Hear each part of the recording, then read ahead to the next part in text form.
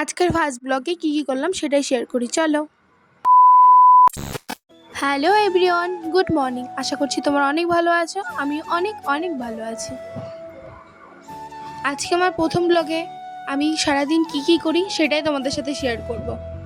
ফার্স্টে আমি ঘুম থেকে উঠে নিয়ে দরজাটা খুলে দিলাম, তারপরে আমি বিছানাটা গোছাতে শুরু করে দিলাম।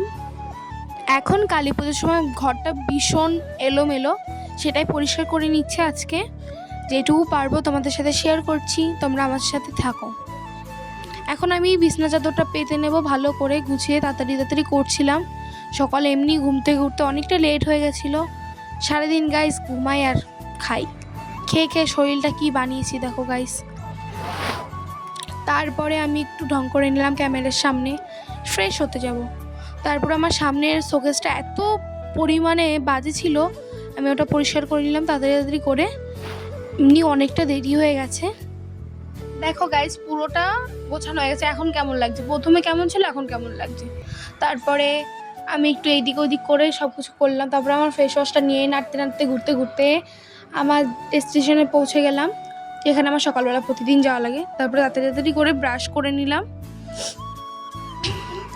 তারপরে মুখটা ক্লিন করে নিলাম ফেস ওয়াশ দিয়ে। তারপরে ঘরে চলে এসে মুখটা ভালো করে ক্লিন করে নিলাম, তারপরে একটু ঢং করে নিলাম ক্যামেরার সাথে। এটা প্রতিদিনই ডেলি ক্রস। তারপরে কালী পুজো বলে আগের দিন রাত্রে মেহেন্দি করেছিলাম, সেটাই তোমাদের সামনে দেখাচ্ছিলাম। মেহেন্দিটা আমি করেছি, কেমন হচ্ছে অবশ্যই বলবে। পরে বান্ধবীর বাড়ি যাওয়ার পরে আলতা পরে নিয়েছিলাম একটু, তারপরে কি বলছিলাম জানি না। তারপরে গাইস দেখো আমার বান্ধবী যা একটা হাসি দিল, আর কি বলবো, प्यारी समझ गई। তারপরে বাড়ি এসে কি একটা ভাবছিলাম জানি না, বাট আজকের ভিডিওটা এইটুকুই। লাইক, কমেন্ট, শেয়ার, ফলো করে দেবে। নেক্সট পার্ট আবার আসে। Tata guys.